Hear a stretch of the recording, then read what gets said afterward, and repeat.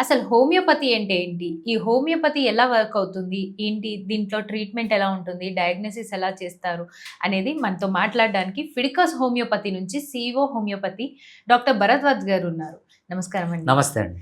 So doctor గారు, అసలు homeopathy అంటే ఏంటి? What's the meaning of homeopathy? Right. Homeopathy అనేది మనం ఒక కంప్లీట్ సిస్టమ్ ఆఫ్ మెడిసిన్ అంటామండి. ఓకే. సో, బేసిక్‌గా కంప్లీట్ సిస్టమ్ ఆఫ్ మెడిసిన్ అంటే ఏంటి అంటే, దానికి కొన్ని క్రైటీరియా ఉంటది. ఆ క్రైటీరియా మీట్ అయితేనే దానికి కంప్లీట్ సిస్టమ్ ఆఫ్ మెడిసిన్ అంటారు. హ్మ్. సో, ఫస్ట్ ఏంటంటే, ఎటువంటి డిసీజెస్‌కి ట్రీట్ అవుతుంది. మనం హోమియోపతి అనేది సింపుల్ కోల్డ్, కాఫ్ దగ్గర నుంచి పెద్ద పెద్ద బ్రెయిన్ క్యాన్సర్స్, పెద్ద పెద్ద బ్రెయిన్ ట్యూమర్స్ అంటే కాంప్లెక్స్ డిసీజెస్ వరకు యూజ్ చేయొచ్చనమాట. ఓకే. అది వన్ ఆఫ్ ది క్యారెక్టర్స్ అనమాట హ్మ్. హోమియోపతికి. మనం కంప్లీట్ సిస్టమ్ ఆఫ్ మెడిసిన్ అనడానికి. అదే విధంగా కామన్ డిసీజెస్ మనకు కోల్డ్ అనేది కామన్ అందరికీ వస్తుంది. అవును. కొన్ని కొన్ని రేర్ డిసీజెస్ ఉంటాయి. హ్మ్. క్రిడ్జ్‌ఫెల్డ్ జాకబ్ డిసీజ్ అని, ఎస్ఎస్‌పి అని హ్మ్. మేబీ 1,00,00,000 మందిలో ఒకరికొస్తదనమాట. హ్మ్. అటువంటి డిసీజ్ కూడా మనము హోమియోపతిలో ట్రీట్ చేయొచ్చు. అందుకు ఓకే. అదొక క్రైటీరియా మనము కంప్లీట్ సిస్టమ్ ఆఫ్ మెడిసిన్ అంటామనమాట. ఓకే. అదే కాకుండా ఏ ఏజ్ గ్రూప్ ఈవెన్ పిల్లలు పుట్టక ముందు నుంచి పిల్లలు పుట్టాలంటే హ్మ్. హోమియోపతి యూజ్ చేయొచ్చు. హ్మ్. కన్సెప్షన్ అయిన తర్వాత పిల్లలు కడుపులో పెరగాలి, ప్రాబ్లమ్ లేకుండా అంటే హోమియోపతి యూజ్ చేయొచ్చు. డెలివరీ టైంలో హోమియోపతి యూజ్ చేయొచ్చు. పిల్లలు పుట్టిన వెంటనే తల్లి, పిల్లలు హోమియోపతి యూజ్ చేయొచ్చు. చైల్డ్‌హుడ్‌లో యూజ్ చేయొచ్చు. అడాలసెంట్ అంటే సెకండరీ సెక్షువల్ క్యారెక్టర్స్ డెవలప్ అయినప్పుడు యూజ్ చేయొచ్చు. అడల్ట్‌గా యూజ్ చేయొచ్చు. అదేవిధంగా ఓల్డ్ ఏజ్ అంటే అన్ని స్టేజెస్ ఆఫ్ లైఫ్‌లో యూజ్ చేయొచ్చు. ఇది కూడా ఒక క్రైటీరియా అనమాట. హ్మ్. నెక్స్ట్ ఏంటంటే ఆడవాళ్ళు, మగవాళ్ళు థర్డ్ జెండర్ ముగ్గురు గూడా అంటే థర్డ్ జెండర్ గూడా హోమియోపతి యూజ్ చేయొచ్చు. So, okay. ఇన్ని క్రైటీరియా ఉంది గాబట్టి దీన్ని కంప్లీట్ సిస్టమ్ ఆఫ్ మెడిసిన్ అంటాం. ఇంకో ఇంపార్టెంట్ థింగ్ చాలా మందికి తెలియని విషయం హ్మ్. ఏంటంటే హోమియోపతిని ఎందుకు కంప్లీట్ సిస్టమ్ ఆఫ్ మెడిసిన్ అంటామంటే సర్జరికల్ డిసీజెస్, మెడికల్ డిసీజెస్ గూడా ట్రీట్ చేస్తాం. For example hmm. Kidney stones అది సర్జరీ తప్ప వేరే ఆప్షన్ లేదు. అవును. బట్ హోమియోపతిలో ఆ సర్జికల్ డిసీజ్‌ని సర్జరీ లేకుండా చేస్తామనమాట. ఓకే. ఇంకోటేంటంటే పీసీఓడీస్‌కి సర్జరీనే ఆప్షన్. ఆప్షన్. బట్ హోమియోపతిలో పీసీఓడీస్ సర్జరీ లేకుండా ట్రీట్ జేయొచ్చు. హ్మ్. అదేవిధంగా గాల్ బ్లాడర్ స్టోన్స్ గానీ, ఇంకేవన్నా మోస్ట్ హెర్నియాస్ గూడా. హ్మ్. హెర్నియాస్ అంటే కంప్లీట్‌గా క్యూర్ జేయలేం. వాటిని పాలియేట్ జేసుకోవచ్చనమాట. ఓకే. సో, సర్జికల్ డిసీజెస్‌ని, మెడికల్ డిసీజెస్‌ని రెండిటిని హ్యాండిల్ జేయొచ్చు కాబట్టి, మనం ఇన్ని క్రైటీరియా ఉంది కాబట్టి దానికి separate system of medicine Ayurveda ఉంది, మనకి యునాని ఉంది, సిద్ధ ఉంది, అలోపతి ఉంది. అలానే హోమియోపతి అనేది కూడా ఒక separate system separate of medicine system of కింద మెడిసిన్. మనం ఇండియన్ ఆయుష్ అనమాట. ఓకే. ఆయుర్వేద, యునాని, సిద్ధ, హోమియోపతి అని ఆయుష్ డిపార్ట్‌మెంట్ ఆఫ్ మినిస్ట్రీ ఉంది కదా! హ్మ్. దాని కింద మనకు రికగ్నైజేషన్ ఉంటుంది. అయితే డాక్టర్ గారు, ఈ హోమియోపతిలో అడ్వాంటేజెస్ ఏంటంటారు? రైట్. హోమియోపతిలో 2 ఇంపార్టెంట్ పాయింట్స్ గుర్తుపెట్టుకోవాలండి. హ్మ్. అందుకే హోమియోపతి అనేది మనకు వేరే సిస్టమ్ ఆఫ్ మెడిసిన్స్‌తో చేలిస్తే చాలా అడ్వాన్స్‌డ్‌గా ఉంటుంది. హ్మ్.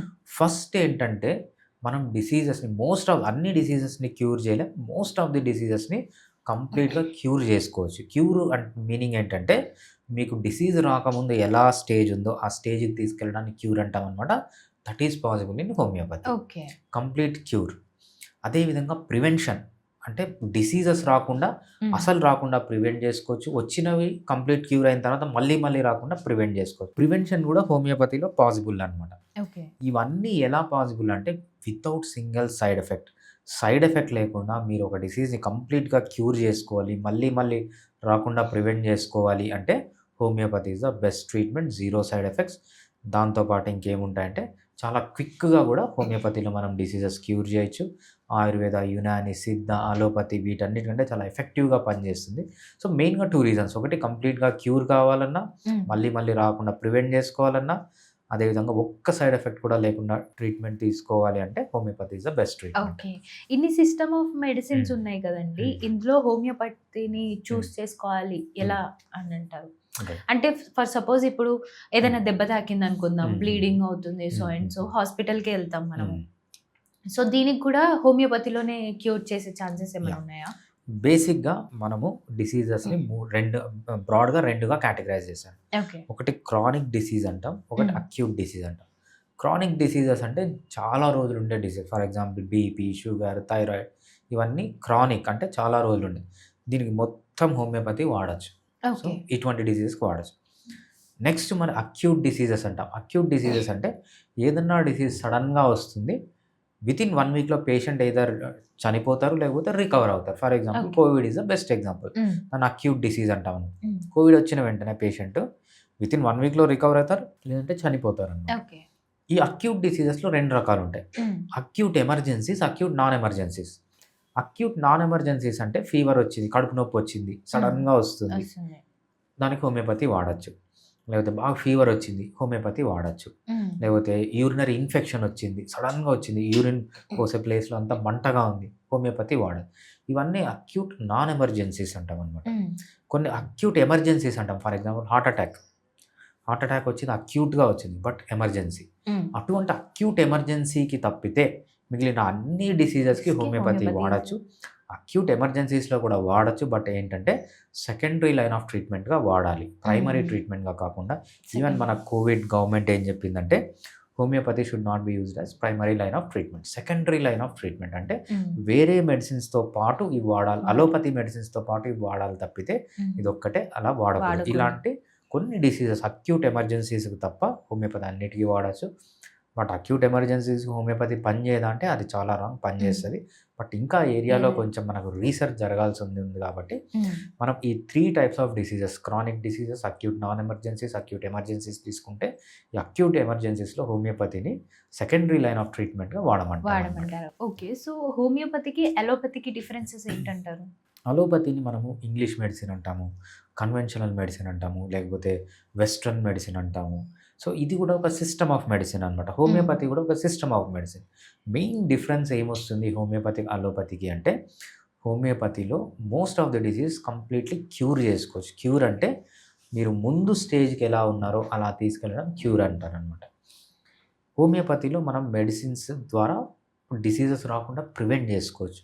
Cure, prevention. ఇంకో ఇంపార్టెంట్ మెయిన్ క్యారెక్టరిస్టిక్ డిఫరెన్స్ అలోపతికి, హోమియోపతికి ఏంటంటే హోమియోపతిలో మందుల్లో 0 సైడ్ ఎఫెక్ట్స్. మేబీ ఒక 500 కేసెసో లేకపోతే 1000 కేసెస్‌లో ఒక్క సైడ్ ఎఫెక్ట్ రావచ్చు. ఆ సైడ్ ఎఫెక్ట్ కూడా చాలా చిన్నగా ఉంటుంది, చాలా ట్రాన్సియంట్‌గా ఉంటుంది. మెడిసిన్ చేంజ్ చేసినా, లేకపోతే మెడిసిన్ డోస్ చేంజ్ చేసినా, ఒక 2 రోజులు మానేసినా కంప్లీట్‌గా ఆ సైడ్ ఎఫెక్ట్ అనేది తగ్గిపోతుంది. మేబీ ఇది వచ్చేది కూడా సైడ్ ఎఫెక్ట్ 500 మందిలో ఒకరికి రావచ్చు, 1000 మందిలో ఒకరికి రావచ్చనమాట. ట్రాన్సియంట్‌గా ఉంటుంది. పర్మనెంట్‌గా హోమియోపతి మెడిసిన్స్ పైన డిపెండ్ కావడం గానీ, లేకపోతే అది లేకుండా ఉండలేకపోవడం గానీ, దానివల్ల సైడ్ ఎఫెక్ట్స్ రావచ్చు. కిడ్నీలు, లివరు, హార్ట్ ఇటువంటివి బ్రెయిన్ ఇటువంటివి దెబ్బతినకుండా సో, 0 సైడ్ ఎఫెక్ట్స్‌తో ఉండడం అనేది హోమియోపతి యొక్క స్పెషాలిటీ అలోపతితో పోలిస్తే. ఓకే. సో, డాక్టర్ గారు ఇప్పుడు ప్రెజెంట్ ఉన్న జనరేషన్‌లో ఎక్కువ ఫేస్ చేస్తుంది ఒబేసిటీ. రైట్. అసలు ఒబేసిటీ రావడం వల్ల ఎలాంటి కాంప్లికేషన్స్ వస్తున్నాయి? దాన్ని ఎలా తగ్గించుకోవాలి? అసలు అలా జరగకుండా ఉండడానికి ఏం చేయాలంటారు? రైట్. సో, మొన్న నేను అబిడ్స్‌లో వెళ్తున్నానండి. అబిడ్స్‌లో వెళ్తుంటే అక్కడ ఒక పెద్ద బిల్డింగ్ కనపడింది. ఆ బేస్ అనేది బిల్డింగ్‌కి చాలా కొత్త బిల్డింగ్ కడుతున్నారు. 40 ఫ్లోర్సో, 50 ఫ్లోర్సో. Maybe that will become iconic for Hyderabad ఫ్యూచర్‌లో. ఆ బేస్ ఉంటుందనమాట. మనం ఒక్కొక్క ఫ్లోర్‌ని ఒక ఫ్లోర్‌ని మీరు హార్ట్ అటాక్ అనుకోండి. ఒక ఫ్లోర్‌ని హైపర్ టెన్షన్, బీపీ అనుకోండి. ఒకటి థైరాయిడ్ అనుకోండి. ఒకటి డయాబెటిస్ అనుకోండి. మళ్ళీ ఇంకో ఫ్లోర్‌ని మీరు విమెన్‌లో వచ్చే పీసీఓడీ అనుకోండి. ఇంకో ఫ్లోర్‌ని మీరు ఎండోమెట్రియోసిస్ అనుకోండి. అడినోమయోసిస్ ఒక ఫ్లోర్ అనుకోండి. బల్క్ యూట్రస్ అనుకోండి. సో, మనము లైఫ్ స్టైల్ వల్ల వచ్చే డిజార్డర్స్ అన్నీ ఒక్కొక్క ఫ్లోర్ అనుకుంటే దాని బేసే ఒబేసిటీ. ఓకే. ఈ ఒబేసిటీ అనే ఈ బేస్ పైనే ఈ లైఫ్ స్టైల్ డిజార్డర్స్ అన్నీ బిల్డ్ అయ్యుంటాయి. సో, ఈ ఒబేసిటీ గాని లేకపోతే ఈ డిసీజెసే లేవనమాట. సో, అందుకే గాని ఎవరినే గాని ఒబేసిటీ కోసం ఎవరిని ఎంకరేజ్ చేయరు. ఫర్ ఎగ్జాంపుల్ మొన్న ఒక గురువు గారిని ఎవరినో చూస్తున్నా. మనము కడుపు మాడ్చుకొని 100 సంవత్సరాలు బతకాలనా, అన్నీ తిని 40 ఏళ్లలో పోతే మంచిది కదా అని ఎవరో చెప్తున్నారనమాట. సో, అట్లా ఉండకూడదు. అట్లాంటి తప్పుడు స్టేట్మెంట్లు ఇయ్యకూడదు. So, obesity is the mother of all diseases. మనం ఒబేసిటీని గనక కంట్రోల్ చేసుకుంటే మీకు లైఫ్ స్టైల్ వల్ల వచ్చే డిజార్డర్స్ అసలు రానే రావు. పోనీ వచ్చిన తర్వాత కూడా ఒబేసిటీ గనక తగ్గించుకుంటే ఈ డిసీజెస్ అన్నీ మాయమైపోతాయి. So, obesity is the mother of all diseases అంటామనమాట. ఓకే. సో, ఈ ఒబేసిటీ రాకుండా ఉంచుకోవడానికి ఎలాంటి లైఫ్ స్టైల్, ఎలాంటి ఫుడ్ స్టైల్ మార్చుకుంటే మంచిదంటారు? రైట్. మన జీవితంలో 5 ఉంటాయన్నమాట. సో, ఫస్ట్‌ది డైట్, సెకండ్‌ది స్లీప్, థర్డ్‌ది ఎక్సర్సైజ్, ఫోర్త్‌ది లైఫ్‌లో స్ట్రెస్ లేకుండా ఉండడం, ఫిఫ్త్‌ది ఏంటంటే అలవాట్లు లేకుండా ఉన్న ఆల్కహాల్, స్మోకింగ్. మనం ఒబేసిటీకి 100 మార్కులు ఇస్తే డైట్‌కు 90 మార్క్స్ ఇస్తామనమాట. మిగిలిన నిద్ర, ఎక్సర్సైజ్, లైఫ్‌లో స్ట్రెస్ లేకుండా ఉండడం, ఆల్కహాల్, స్మోకింగ్ ఇవన్నీ 10% 10%. Contribution. But 90% of the contribution for obesity is diet. Diet. డైట్‌లో ఏం చేస్తున్నామంటే మెయిన్‌గా ఒకటే ఒక తప్పు చేస్తున్నాం. అదేంటంటే ఎక్కువ కార్బోహైడ్రేట్ తీసుకోవడం. కార్బోహైడ్రేట్ ఎప్పుడైతే ఎక్కువ తీసుకుంటారో అది ఫ్యాట్‌గా మారి ఒబేసిటీగా కన్వర్ట్ అయ్యి ఎయిదర్ మీ స్కిన్ కింద సబ్‌కుటేనియస్ ఫ్యాట్ గానీ, బెల్లీలో అబ్డామినల్ ఫ్యాట్ గానీ డిపాజిట్ అవుతుందనమాట. So, carbohydrate is the reason for obesity. కళ్ళు మూసుకొని చెప్పండి. 90% ఒబేసిటీ రావడానికి కార్బోహైడ్రేటే. కాకపోతే మనమంతా కార్బోహైడ్రేట్సే కదా ఎక్కువ తిని అలవాటైంది. సో, అది తగ్గించుకోవడం అనేది కొంచెం డిఫికల్ట్ కదా! సో, ఏది రీప్లేస్ చేయొచ్చు అంటారు దానికి తగ్గ? కార్బోహైడ్రేట్‌కి రీప్లేస్‌మెంట్ అంటూ లేదండి. కార్బోహైడ్రేట్ స్టాప్ చేయడమే బ్యాడ్ హెల్త్ నుంచి మంచి హెల్త్ కావడానికి రీప్లేస్‌మెంట్. ఓకే. మీరు చెప్పింది కరెక్టే. సో, మనం ఒక టిపికల్ మనిషిని ఇప్పుడు ఈ కాలంలో ఉన్న మనిషిని తీసుకుంటే పొద్దున తింటున్నాడు, మధ్యాహ్నం తింటున్నాడు, సాయంత్రం తింటున్నాడు, రాత్రి తింటున్నాడు, మిడ్‌నైట్ బిర్యానీలు తింటున్నాడు, 4 AM biryani. Early morning biryani రోజుకి 6 పూటలు తింటున్నాడు.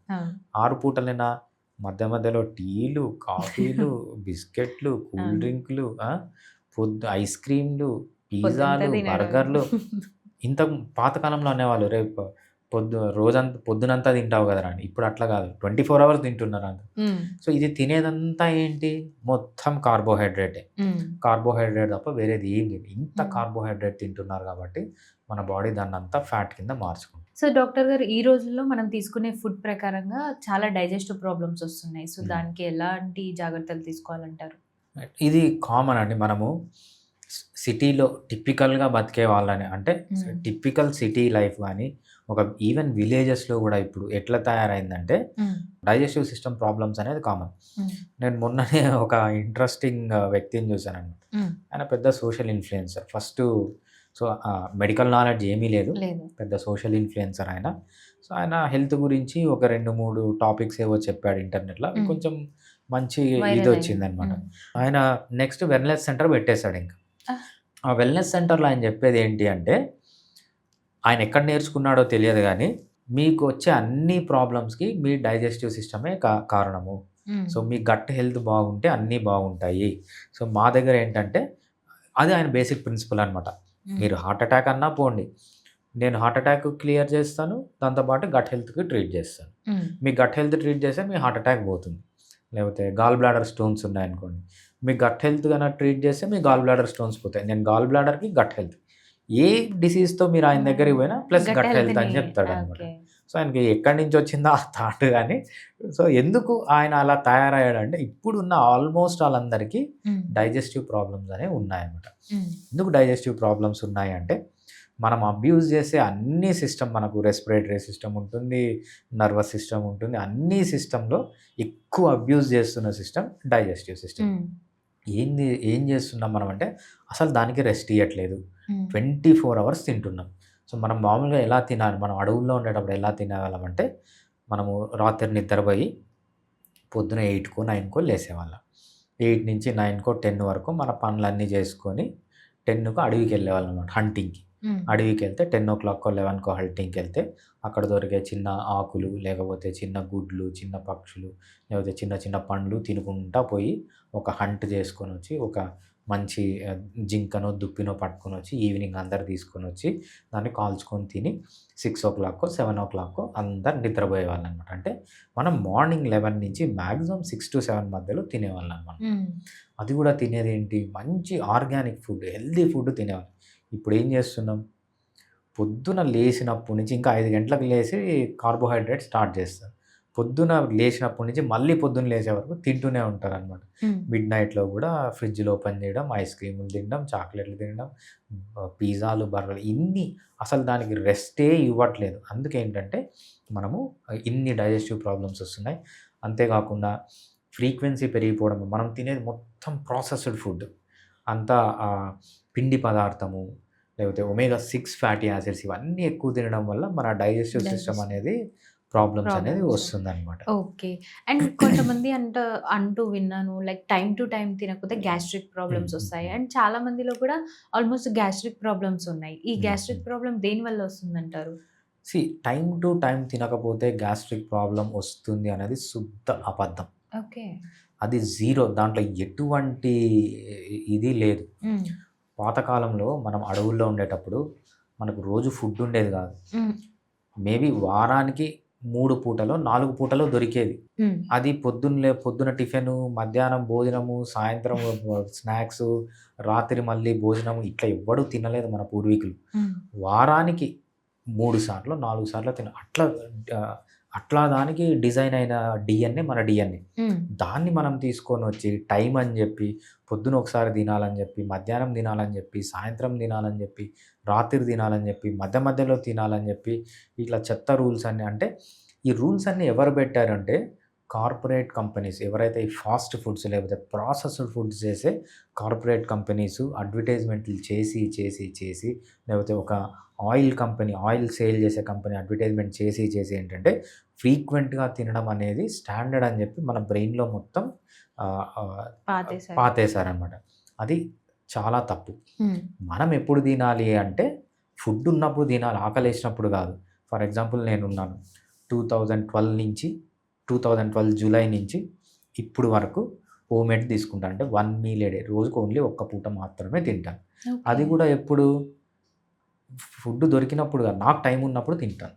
హ్మ్. పొద్దున కావచ్చు, మధ్యాహ్నం కావచ్చు, సాయంత్రం కావచ్చు. 11 టు మోస్ట్ ఆఫ్ ది డేస్‌లో 11-6:30 మధ్యలో ఒక్క పూట తింటాను. హ్మ్. అది ఒకరోజు పొద్దున్న తింటాను, ఒకరోజు మధ్యాహ్నం తింటాను, ఒకరోజు రాత్రి తింటాను. అలా ఉంటుందనమాట. ఆల్మోస్ట్ 90% ఆఫ్ ది డేస్ అలా నాకే ప్రాబ్లమ్ లేదు. హ్మ్. ఎప్పుడైతే మనం ఇంత ఫుడ్ తింటామో, ఫ్రీక్వెంట్‌గా తింటామో అందువల్లే వస్తుంది తప్పితే, కరెక్ట్ టైంకి ఫుడ్ తినాలి అని ప్రపంచంలో రూల్ ఎక్కడా లేదు. హ్మ్. ఏ జంతువు కరెక్ట్ టైంకి ఫుడ్ తినదు. హ్మ్. హ్యూమన్ బీయింగ్ కూడా తినేవాడు కాదు. మరి గ్యాస్ట్రిక్ ప్రాబ్లమ్ దేనివల్ల వస్తుంది? చాలా ఎక్కువ మందిలో చూస్తున్నాం కదా ఇప్పుడు. గ్యాస్ట్రిక్ ప్రాబ్లమ్స్ రావడానికి మెయిన్ రీజన్ ఏంటంటే ఎక్కువ తినడం, హ్మ్. ఫ్రీక్వెంట్‌గా తినడం, ప్రాసెస్డ్ ఫుడ్ తినడం, టైం గాని టైముల్లో తినడం. హ్మ్. వీటి వల్ల వస్తుంది తప్పితే, ఇర్రెగ్యులర్ టైంలో తింటే ఎప్పటికి రాదు. ఎప్పుడైతే ఓకే. ఇంత ఫ్రీక్వెంట్‌గా తింటారో ఇంత అంటే న్యాచురల్ ఫుడ్ కాకుండా మొత్తం కెమికల్ ఫుడ్స్ తింటారో, హ్మ్. ఎప్పుడైతే లైఫ్‌లో స్ట్రెస్ ఉంటుందో, అసలు డైజెస్టివ్ సిస్టమ్‌కి కనీసం రెస్ట్ ఇవ్వరో, వీటి వల్ల వచ్చే ప్రాబ్లమ్స్ తప్పితే హ్మ్.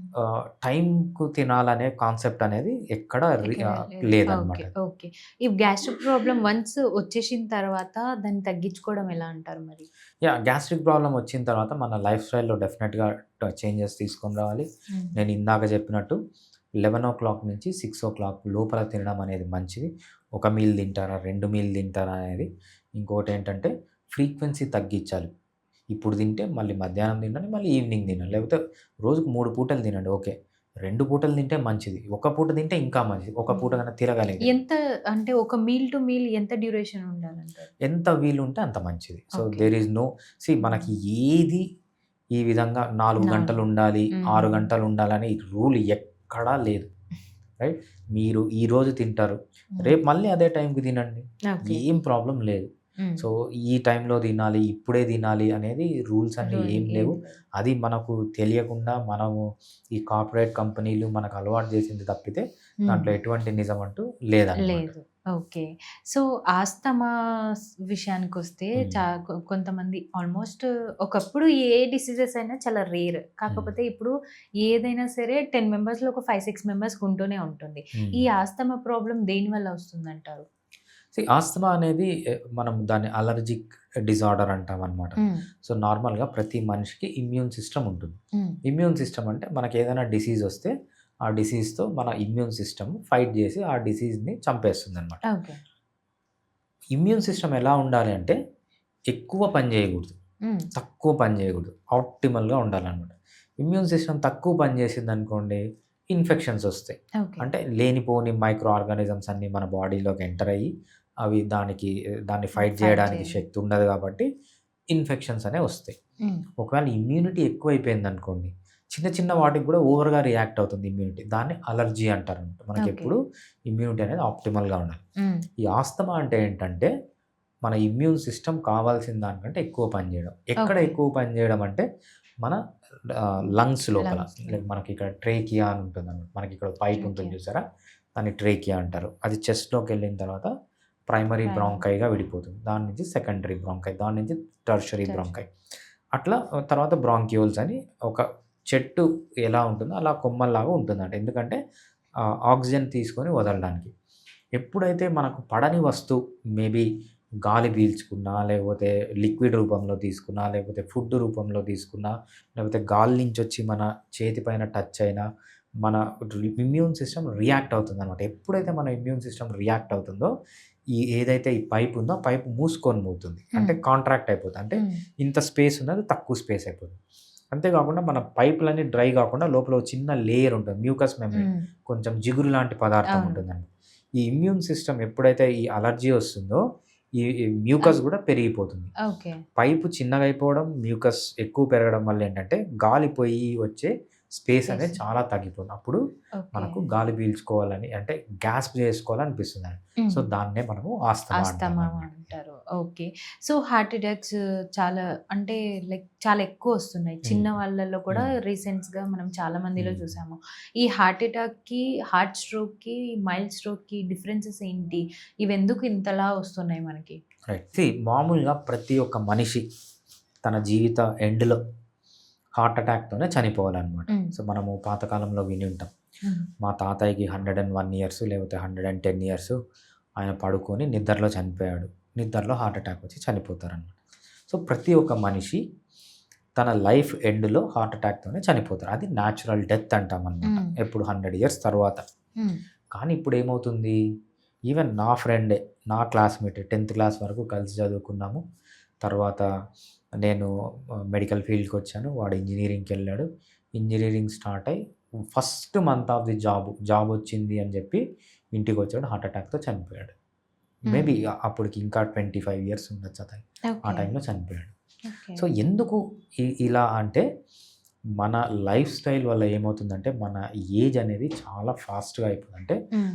మన డెత్ అనేది చాలా అంటే మనం చెయ్యకూడని పనులు చేయడం వల్ల, హ్మ్. సరిగ్గా తినకపోవడం వల్ల, సరిగ్గా నిద్రపోకపోవడం వల్ల, సరిగ్గా ఎక్సర్సైజ్ చేయకపోవడం వల్ల, లైఫ్‌లో స్ట్రెస్ ఉండడం వల్ల, ఆల్కహాలు, స్మోకింగు అలవాట్లు ఉండడం వల్ల ఏమవుతుందంటే మనకి ఏజ్ అనేది చాలా ఫాస్ట్‌గా అయిపోయి హార్ట్‌లో ఏదైతే స్క్లీరోసిస్ అంటారనమాట. కొవ్వు పేరుకొని పోయిందంటారు కదా! ఆ కొవ్వు పేరుకొని పోయి చనిపోతారు. మన లైఫ్ స్టైల్‌లో అన్నిటికి తీసుకుంటే ఎందుకు మేజర్‌గా చనిపోతున్నారంటే హ్మ్. ఎక్కువ కార్బోహైడ్రేట్ తీసుకోవడం వల్ల. ఎప్పుడైతే మనం కార్బోహైడ్రేట్ బాడీలోకి తీసుకుంటున్నామో అది 2గా విడిపోతుంది. ఒకటేమంటామంటే ట్రైగ్లిజరైడ్స్ అంటాం. ఒకటి కొలెస్ట్రాల్ అంటాం. ట్రైగ్లిజరైడ్స్ అనేవి మన స్కిన్ కింద లేకపోతే అబ్డామిన్‌లో డిపాజిట్ అవుతాయి. హ్మ్. ఒబేసిటీ వస్తది. ఏదైతే కొలెస్ట్రాల్‌గా కన్వర్ట్ అయిందో అది ఎక్కువ కొలెస్ట్రాల్‌గా కన్వర్ట్ కావడం వల్ల ఏంటంటే హార్ట్‌లో బ్లాక్స్ రావడం, బ్రెయిన్‌లో బ్లాక్స్ రావడం, ఈవెన్ సెక్షువల్ ఆర్గాన్స్‌లో బ్లాక్స్ రావడం ఇవన్నీ కామన్‌గా జరుగుతుందనమాట. హార్ట్ అటాక్‌కి మనం మెయిన్ రీజన్ ఏది అని మనం తీసుకుంటే నంబర్ 1 రీజన్ వచ్చి టూ మచ్ కార్బోహైడ్రేట్ తీసుకోవడమే హార్ట్ అటాక్‌కి reason. Okay. Once heart attack వచ్చిన తర్వాత హోమియోపతిలో దీనికి ట్రీట్మెంట్ ఎలా ఉంటుంది? రైట్. హార్ట్ అటాక్‌ని మనం అక్యూట్ ఎమర్జెన్సీ అంటామనమాట. హ్మ్. ఎవ్వరికి హార్ట్ అటాక్ వచ్చినా హోమియోపతి అనే నేను కొంతమంది హోమియోపతి డాక్టర్స్ ఉన్నారు. వాళ్ళు హార్ట్ అటాక్‌ని కూడా ట్రీట్ చేశారు. బట్ నా వరకేంటంటే హార్ట్ అటాక్ వస్తే హోమియోపతిని సెకండరీ లైన్ ఆఫ్ ట్రీట్మెంట్‌గా వాడమంటారు. హ్మ్. ఫర్ ఎగ్జాంపుల్ మీకు హార్ట్ అటాక్ వచ్చింది. అంబులెన్స్ రావాలి. ఆ టైంలో హోమియోపతి వాడండి. లేకపోతే మీరు రెగ్యులర్ అలోపతి మెడిసిన్ తీసుకుంటున్నారు. దాంతో పాటు హోమియోపతి వాడండి తప్పితే హార్ట్ అటాక్‌కి ఇదే హోమియోపతి ఫస్ట్ మెడిసిన్ ప్రియారిటీ. మాత్రమే హ్మ్. వాడతాను. కొంతమంది మూర్ఖులు పేషెంట్స్ వస్తారనమాట. హ్మ్. వాళ్ళకి చెస్ట్ పెయిన్ అన్నీ వస్తుంటాయి. క్లాసికల్ సైన్స్ ఉంటాయి. సార్ ఇమ్మీడియేట్‌గా ఒక ఎమర్జెన్సీకెళ్ళండి అంటే, సార్ నేను అవన్నీ నమ్మను. నేను హోమియోపతినే నమ్ముతానని కొంతమంది చెప్తూ ఉంటారనమాట. అలా చేయకూడదు. సో, ప్రతి ఒక్క సిస్టమ్ ఆఫ్ మెడిసిన్‌కి అడ్వాంటేజ్ ఉంది, డిసడ్వాంటేజ్ ఉంది. సో, అక్యూట్ ఎమర్జెన్సీస్‌లో allopathy is the best best treatment.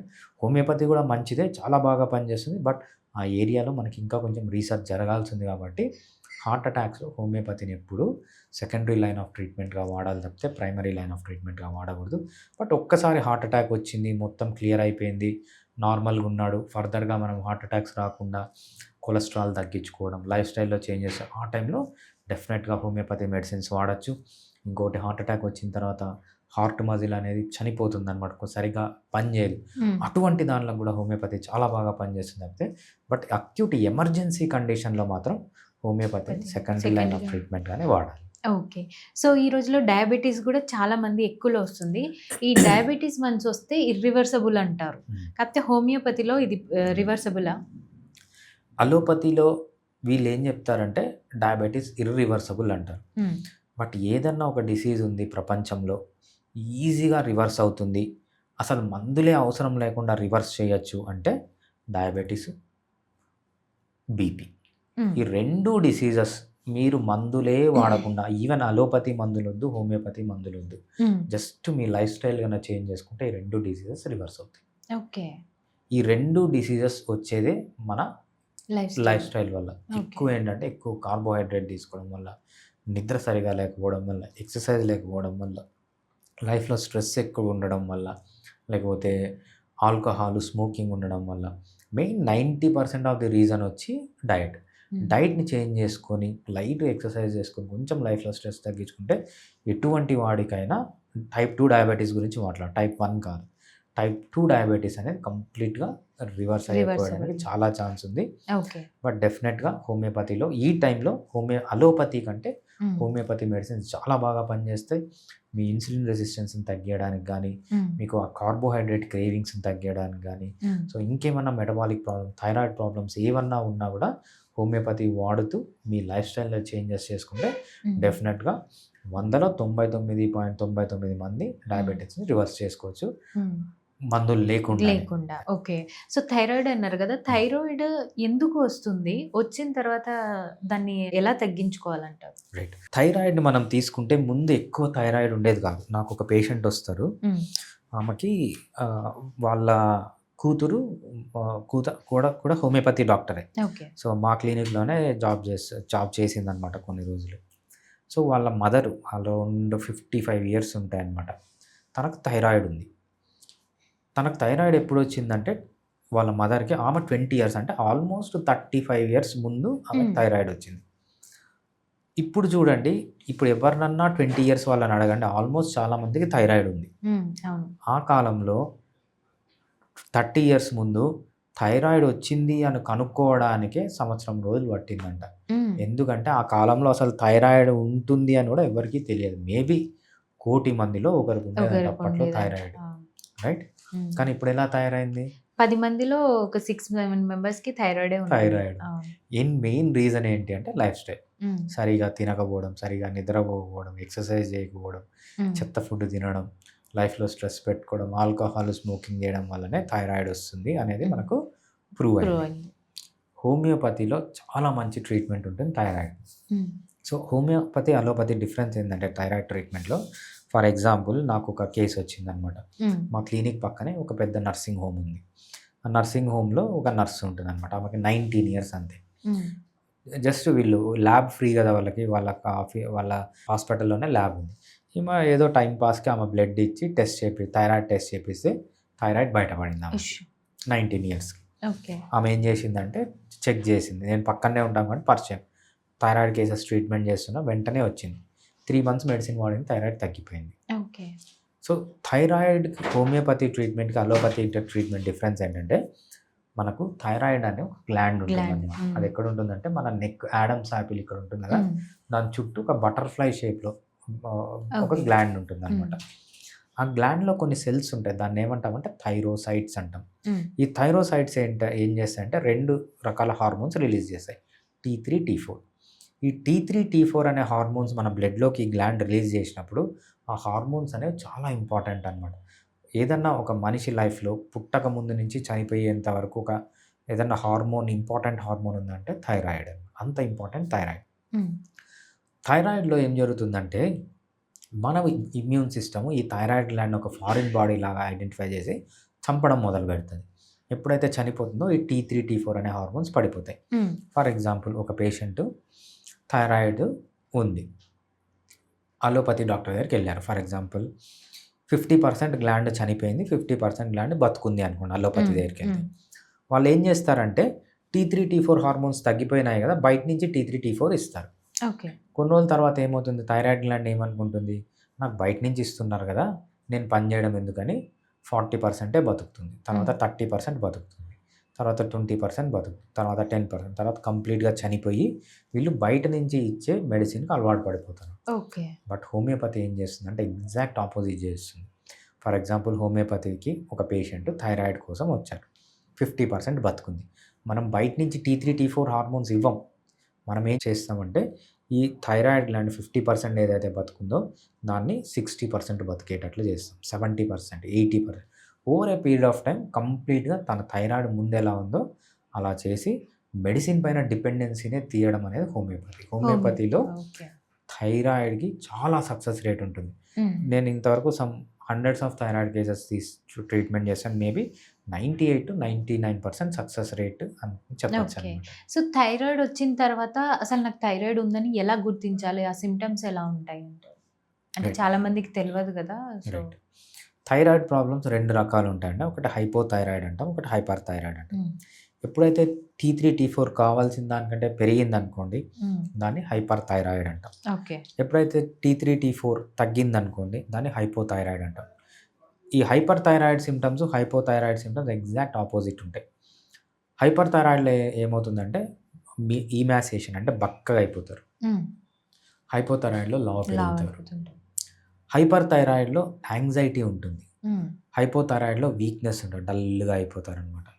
Hyper థైరాయిడ్‌లో మనం డైజెస్టివ్ సిస్టమ్‌కొస్తే హ్మ్. ఎక్కువ లూజ్ మోషన్స్ అవుతూ ఉంటాయి. హైపోథైరాయిడ్‌లో కాన్‌స్టిపేషన్ ఉంటుంది. హైపర్ థైరాయిడ్‌లో ఏంటంటే యాంగ్జైటీ ఎక్కువ రెస్పిరేటరీ రేట్ పెరిగిపోతుంది. అంటే పర్ మినిట్ గాలి పీల్చుకోవడం వదలడం అనేది పెరిగిపోతుంది. హ్మ్. హైపోథైరాయిడ్‌లో పర్ మినిట్ గాలి పీల్చుకోవడం వదలడం అనేది తగ్గిపోతుందనమాట. హ్మ్. హైపోథైరాయిడ్‌లో స్కిన్ అంతా పల్చగా అయిపోయి ఓకే. దాంట్లో లస్ట్ అనేది పోతుంది. హైపోథైరాయిడ్‌లో ఏమవుతుందంటే స్కిన్ వాచిపోతుంది. అంటే దాంట్లో ఉన్న వేస్ట్ మెటీరియల్ అంతా బయటికి పోకుండా అక్కడ అక్యుములేట్ అయిపోయి అలా ఉండిపోతుందనమాట. సో, హైపర్ థైరాయిడ్‌లో ఎనర్జీ ఎక్కువైపోతుంది. ఇక్కడ వీక్‌నెస్ ఉంటుంది. వీకెండ్స్. ఈ సింప్టమ్స్‌ని బట్టి మనం హైపర్ థైరాయిడా, థైరాయిడ్. హైపోథైరాయిడా అని కనుక్కోవచ్చనమాట. ఓకే. సో, కొంతమందికి మైగ్రేన్ ఎక్కువగా అటాక్ అయితుంటుంది. హ్మ్. మైగ్రేన్ వచ్చినప్పుడు లిటరల్లీ వాళ్ళలా ఉండలేరు. ఆ పెయిన్ ఏది తట్టుకోలేరు. కొంచెం సౌండ్‌ని కూడా హ్మ్. బేర్ చేయలేరు. హ్మ్. అసలు ఈ మైగ్రేన్ అనేది దేనివల్ల అటాక్ అవుతుందంటారు? యాహ్! మనం బాడీలో ఏ పార్ట్ తీసుకున్నా హ్మ్. దానికి మనం మంచి బ్లడ్ సప్లై చేయాలి. రైట్? హ్మ్. ఆక్సిజన్ ఉండాలి. కార్బోహైడ్రేట్స్ ఉండాలి. ఫ్యాట్స్ ఉండాలి. మినరల్స్ ఉండాలి. విటమిన్స్ ఉండాలి. అంటే మంచి బ్లడ్‌ని ఒక పార్ట్‌కి సప్లై చేయాలి. హ్మ్. ఒక పార్ట్‌కి బ్లడ్ ఎళ్ళిన తర్వాత ఆ బ్లడ్‌లో ఉన్న న్యూట్రియంట్స్ అన్నీ ఆ పార్ట్ యూజ్ చేసుకొని హ్మ్. వేస్ట్ మెటీరియల్స్ రిలీజ్ చేస్తది. ఆ వేస్ట్ మెటీరియల్స్‌ని ఆ పార్ట్ నుంచి మనం తెప్పించేసి మళ్ళీ హార్ట్‌కి పంపించి దాన్ని ప్యూరిఫై చేయాలి. దాన్నేమంటామంటే ఒక పార్ట్‌కి మంచి బ్లడ్‌ని సప్లై చేసేదాన్ని ఆర్టరీస్ అంటాం. హ్మ్. ఆ చెడు బ్లడ్ ఏదైతే రిలీజ్ అవుతుందో అది తీసుకొనొచ్చేదాన్ని మన హార్ట్‌కి మళ్ళీ తీసుకొనొచ్చేదాన్ని వీన్స్ అంటామనమాట. బ్రెయిన్‌లో గూడా ఆర్టరీస్, వీన్స్ అనేవి ఉంటాయి. బ్రెయిన్‌లో ఆర్టరీస్ ఉంటాయి. ఆ ఆర్టరీస్ ఏమవుతాయంటే ఇట్లా కాంట్రాక్ట్ అయిపోతాయి. బాగా ఓపెన్‌గా ఫర్ ఎగ్జాంపుల్ 5 ఉండాల్సిందనుకో 0.5 ఉందనుకోండి సైజు. లేకపోతే లోపల 5 ఉందనుకోండి. ఆ 5 తగ్గిపోతే ఏమవుతదంటే కన్‌స్ట్రిక్షన్ అంటామనమాట. అంటే బ్లడ్ ఫ్రీగా పోవడం, రావడం జరగదు. ఎప్పుడైతే ఇలా కన్‌స్ట్రిక్ట్ అయిపోతుందో అది పెయిన్‌గా మారుతుందనమాట. దాన్నే మనము మైగ్రేన్ అని మైగ్రేన్ అని చెప్తామనమాట. చెప్తాం. Migraine okay. వన్స్ మైగ్రేన్ వచ్చిన తర్వాత దాన్ని హ్మ్. రిలీఫ్ చేయడం ఎలా అంటారు? యాహ్! ఇప్ సో, మైగ్రేన్ వచ్చిన తర్వాత రిలీవ్ చేయడం అనేది పర్సన్‌ని బట్టి ఉంటుందండి. హ్మ్. డిఫరెంట్ పీపుల్‌కి డిఫరెంట్ డిఫరెంట్. కాజెస్ వల్ల అవును. మైగ్రేన్ వస్తుంది. హ్మ్. కొంతమందికి స్ట్రెస్ వల్ల వస్తుంది. కొంతమందికి ఎక్సర్సైజ్ ఎక్కువ చేయడం వల్ల వస్తుంది. కొంతమందికి వాళ్ళకు సరిపోని ఫుడ్ తినడం వల్ల వస్తది.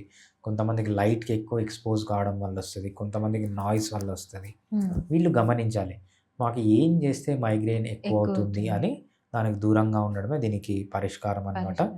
హ్మ్. బట్ డెఫినిట్‌గా హోమియోపతిలో చాలా మంచి మెడిసిన్స్ ఉన్నాయి. మనం మైగ్రేన్‌ని కంప్లీట్‌గా క్యూర్ క్యూర్ చేయడమే చేయొచ్చు. గాకుండా హ్మ్. మళ్ళీ రాకుండా ప్రివెంట్ చేయొచ్చు మైగ్రేన్‌ని. ఇవన్నీ జీరో సైడ్ ఎఫెక్ట్స్‌తో మనం ఓకే. చేయొచ్చనమాట. హ్మ్. అలాంటి టైంలో ఎలాంటి ఫుడ్స్ ప్రిఫర్ చేయాలంటారు? మైగ్రేన్‌లప్పుడు మనకు ఈ ఫుడ్ తినాలి, ఆ ఫుడ్ తినకూడదని ఏం లేదండి. ఏముండదు. హ్మ్. ఏదన్నా ఫుడ్ తింటే పెరిగితే అది స్టాప్ చేయాలి. ఫర్ ఎగ్జాంపుల్ మనం కామన్‌గా చూసే ఫుడ్స్ ఏంటంటే మైగ్రేన్ వచ్చేవి హ్మ్. మనము చైనీస్ ఫుడ్స్ తింటుంటాం. హ్మ్. రైట్? చిల్లీ చికెను లేకపోతే fried fried rice, rice. Noodles ఇవన్నీ తింటుంటాం. ఈ చైనీస్ మెటీరియల్‌లో వాళ్ళు అజినామోటో అంటాం, లేకపోతే ఎంఎస్జీ అంటాం. మోనోసోడియం గ్లూటమేట్ అని వైట్ సాల్ట్ లాగా ఉంటుంది, చక్కెరలాగా ఉంటుంది, చేదుగా ఉంటుందనమాట అది. హ్మ్. మోనోసోడియం గ్లూటమేట్ అని ఏస్తారనమాట.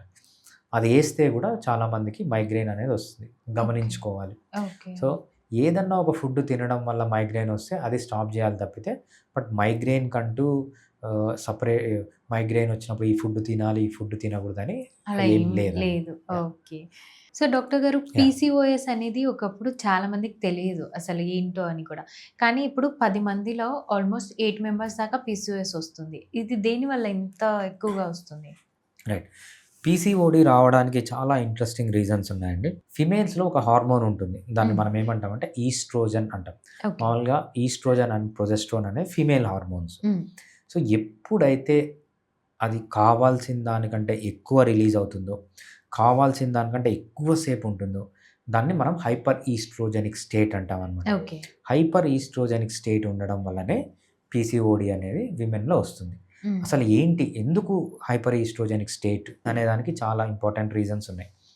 ఫర్ ఎగ్జాంపుల్ పాతకాలంలో అమ్మాయిలు ఎప్పుడు మెచ్యూర్ అయ్యేవాళ్ళంటే 11 ఇయర్స్‌కి, హ్మ్. లేకపోతే 12 12 ఇయర్స్‌కి, ఇయర్స్‌కి. లేకపోతే 13 ఇయర్స్‌కి మెచ్యూర్ అయ్యేవాళ్ళు. హ్మ్. ఇప్పుడు ఎట్లా మెచ్యూర్ అవుతున్నారు? 9 ఇయర్స్, 10 ఇయర్స్ అంటే యాహ్! 10 ఇయర్స్ అనుకోండి, 13 ఇయర్స్ అనుకోండి. పాతకాలంలో 10 ఇయర్స్‌కి మెచ్యూర్ 13 ఇయర్స్‌కి మెచ్యూర్ అయ్యారు. ఇప్పుడు 10 10 ఇయర్స్‌కి ఇయర్స్‌కి మెచ్యూర్ మెచ్యూర్ అవుతారు. అంటే అయిపోతున్నారు. ఈ 3 ఇయర్స్ హ్మ్. విమెన్ యొక్క లైఫ్‌లో ఈస్ట్రోజన్ అనేది ఎక్కువగా ఉండిపోతుంది. ఓకే. సో, అదొక రీజన్ అనమాట. నెక్స్ట్ రీజన్ ఏంటంటే, ఈస్ట్రోజన్ ఒక విమెన్ బాడీలో ఎప్పుడు తగ్గుతుంది అంటే, ప్రెగ్నెన్సీ టైంలో ఈస్ట్రోజన్ తక్కువ ఉంటుంది. దాన్ని గెస్టేషనల్ ఎమనోరియా అంటామనమాట. పిల్లవాడు పుట్టాడు. పిల్లవాడు పుట్టిన తర్వాత ఆల్మోస్ట్ ఒక 9 మంత్స్ మదర్ అయితే బాబుకి మిల్క్ ఇస్తుందనమాట.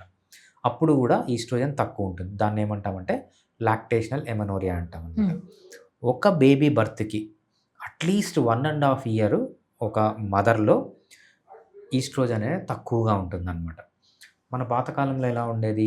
10 మంది పిల్లలు ఉండేవాళ్ళు. 10 మంది పిల్లలు అంటే తన రీప్రొడక్టివ్ లైఫ్ సైకిల్‌లో ఆల్మోస్ట్ 15 ఇయర్స్ లో ఈస్ట్రోజన్ ఉండేది. 15 ఇయర్స్ లో ఈస్ట్రోజన్ ఉండేది. ఇప్పుడేం జరుగుతుంది? ఒక పిల్లవాడిని కంటున్నారు. మాక్సిమం ఇద్దరు మాక్సిమం. పిల్లవాడిని కంటున్నారు. ఈ 15 ఇయర్స్ లో ఈస్ట్రోజన్ ఉండాల్సిందే ఆల్మోస్ట్ 1 ఇయర్‌కో, 2 ఇయర్స్‌కో తగ్గిపోతుంది. హ్మ్. అంటే ఆల్మోస్ట్ 15 ఇయర్స్ ఎక్కువ ఎక్కువ ఈస్ట్రోజన్ వస్తుంది. విమెన్ ఉన్నారంటే ఓకే. త్వరగా మ్యారేజ్ చేసుకోకపోవడం వల్ల. పాతకాలంలో ఎర్లీ మ్యారేజెస్. మా నానమ్మకైతే 13 ఇయర్స్‌కే మ్యారేజ్ అయిపోయింది. రైట్? సో, అప్పటి నుంచే మల్టిపుల్ పిల్లల్ని కనేవాళ్ళు. లో హ్మ్. ఈస్ట్రోజన్ ఉండేది. ఇప్పుడు 30 ఇయర్స్‌కి పెళ్లి చేసుకుంటారు. అంటే ఆల్మోస్ట్ వాళ్ళ లైఫ్‌లో ఒక 20 ఇయర్స్ అనేది హై ఈస్ట్రోజన్ అనేది ఉంటుందనమాట. హ్మ్. ఎప్పుడైతే ఈ ప్రాబ్లమ్స్ అన్నీ వస్తాయో, మల్టిపుల్ పిల్లల్ని కనకపోవడము, లేట్‌గా లేట్‌గా మ్యారేజ్ ఉంటుంది. చేసుకోవడము, ఎర్లీగా మెచ్యూర్ కావడము, ఇంత ఉండడం వల్ల పీసీఓడీస్ పీసీఓఎస్. వస్తున్నాయి. ఇంతకంటే ఇంపార్టెంట్ రీజన్ ఏంటంటే హ్మ్. ఒబేసిటీ. హ్మ్. ఒబేసిటీ వల్ల ఏమవుతుందంటే స్కిన్ ఉంటుందా? స్కిన్ కింద ఫ్యాట్ ఉంటుంది. హ్మ్. దాన్నేమంటామంటే సబ్‌క్యూటేనియస్ ఫ్యాట్ అంటాం. ఓకే. ఈ ఫ్యాట్‌లో ఒక ఎంజైమ్ ఉంటుందనమాట. దాన్నేమంటే అరోమటేజ్ ఎంజైమ్ అంటాం. హ్మ్. ఈ ఎంజైమ్ ఏం చేస్తుందంటే వేరే హార్మోన్స్‌ని కూడా ఈస్ట్రోజన్‌గా కన్వర్ట్ చేస్తుంది. ఓకే. ఫర్ ఎగ్జాంపుల్ విమెన్‌లో కూడా టెస్టోస్టిరాన్ ఉంటుంది. హ్మ్. ఆ టెస్టోస్టిరాన్ కూడా ఈస్ట్రోజన్‌గా కన్వర్ట్ చేస్తుంది. హ్మ్. మేల్‌లో ఈస్ట్రోజన్ ఉంటుంది. రైట్? టెస్టోస్టిరాన్.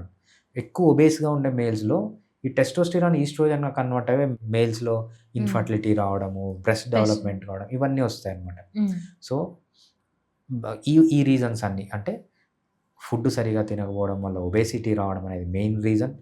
అంటే త్వరగా పెళ్లి చేసుకోకపోవడం, మల్టిపుల్ పిల్లల్ని కనకపోవడం ఇవన్నీ ద్వారా ఏమవుతుందంటే బాడీలో ఈస్ట్రోజన్ ఎక్కువైపోయి అది మనకు పీసీఓఎస్. పీసీఓడీగా మారుతుందన్నమాట. ఓకే. ఓకే డాక్టర్ గారు. యాహ్! చాలా క్లియర్‌గా ఎక్స్‌ప్లెయిన్ చేశారు. Thank you so much. Thanks అండి.